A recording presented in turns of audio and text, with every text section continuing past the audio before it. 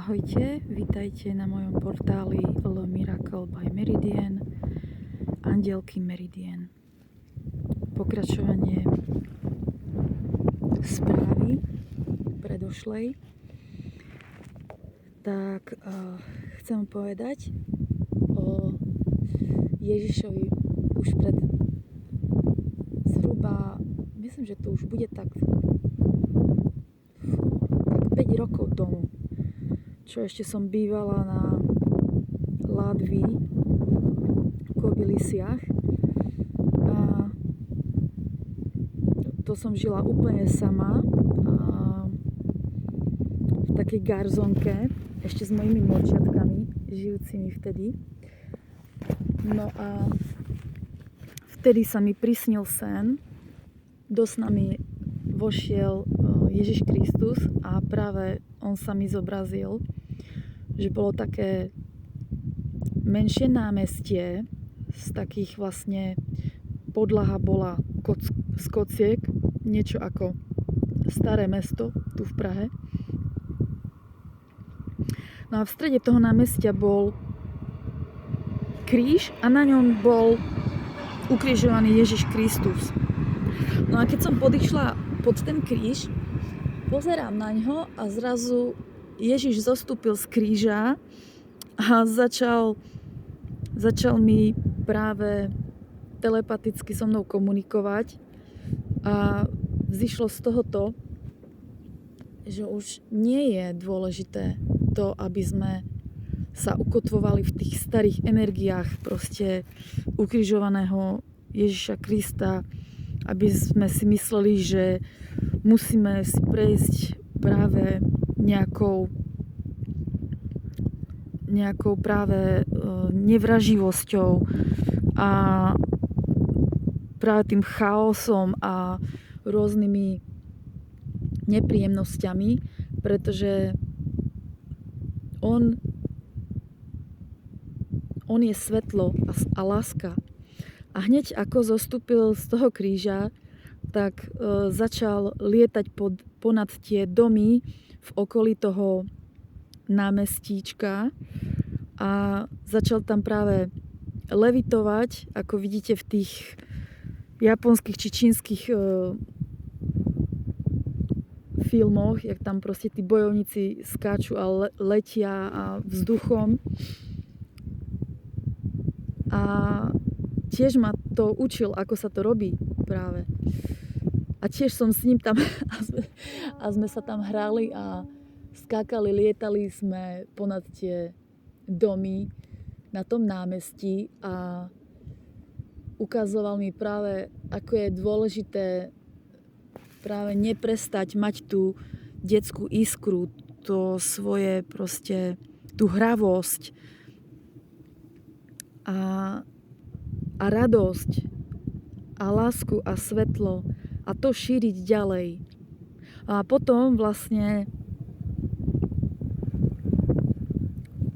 už som ako dlho ani nechodila do tých rôznych kostolov tu v Prahe, ani som proste nenavštevovala, ale do toho som sa ešte dozvedela, čo je akoby s krstom a tak ďalej a už som bola úplne s tým ako vžitá, že už tam ani nevkročím a keď som raz rozprávala ešte na Instagrame takú svoju spoveď o tom, že v rodine sme mali, teda ja osobne som mala nepríjemnosti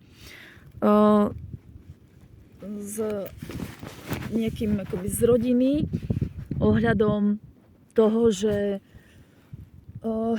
proste chlap,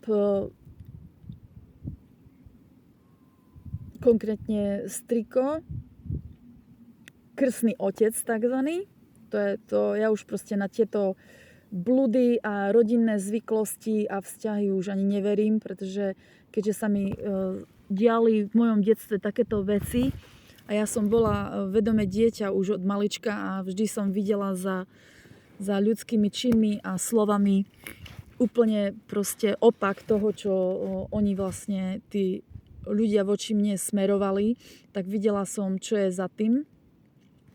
A ale ako dieťa som bola nevinný anielik, blondiavé, proste kudrlinky som mala a nevinné, ale žiarila som ako také slniečko. A dodnes mám zlatú auru a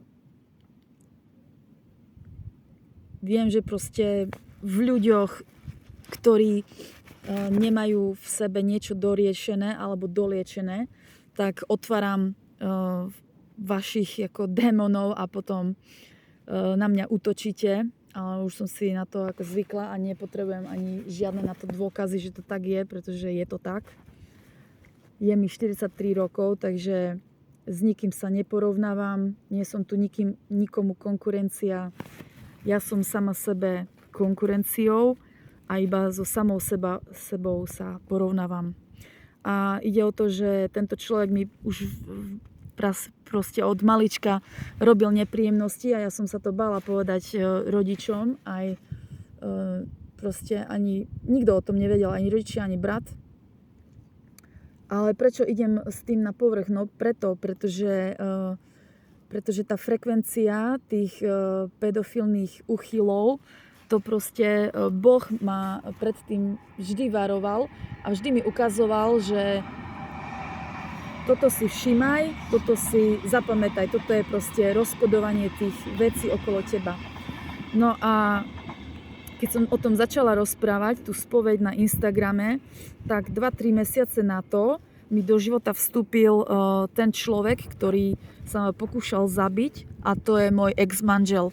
Teraz sedí vo väzení a niekto mu kryje chrbát a snaží sa ho dostať von, pretože už to bolo rozhodnuté, už mi písal aj advokát, že majú ho uväzniť, že natvrdo dostane väzenie na 3 roky a nič pravda. Asi pred týždňom mi zrazu píše ako advokát zastupujúci pridelený štátom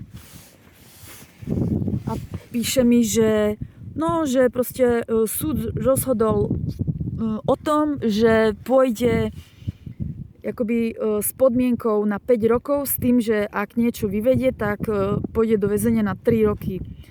A toto sa mne absolútne nepáči, pretože potom sa nedivím, že takto vyzerá celý svet, pretože ako sa potom môžu cítiť tie týrané iné ženy a deti a aj muži sa môžu ocitnúť v tej istej situácii, ako som ja. A tento proste človek patrí do väzenia, pretože keď justícia, český zákon, keď dokáže toto spôsobiť, že pustí z väzenia delikventa, sociopata, psychopata, človeka, ktorý ma jak psychicky, tak fyzicky týral, mlátil ma, sexuálne zneužíval a toto všetko, keď mi robil, a mala som aj výpoveď 4-hodinovú, natočili ma na video a do toho rôzne výslechy ešte než to prebehlo a potom ešte súdne rôzne rozhodnutia a výkony za mojím chrbátom, pretože ma zastupoval advokát. A teraz sa toto dozviem, tak si viete predstaviť, že ako proste sa mám ja teraz cítiť ako žena, ktorá bola obeť nejakého tyrana, ktorého niekto najal, dal mu za to peniaze a on ešte doteraz ma stalkuje a necháva ma stalkovať inými, aj im platil za to. A niekde na sociálnych stránkach sa o mne bavia, ako ma chcú dostať a ako ma znižovať mi energiu a tak ďalej, pretože sú to proste satanistická sekta, ktorá paktuje s čiernou magiou. Áno, toto všetko sa deje v pozadí, takže ja na druhej strane pracujem pre Pána Boha, som na misii pre Neho a robím to, že zvyšujem frekvenciu Gai a takisto aj váš vzostup vedomia. Takže toto sa deje. Nepretržite. Takže áno. Je to niečo, čo si myslím, že je nesprávne a nespravodlivé. Vôbec to, že sa to vôbec deje.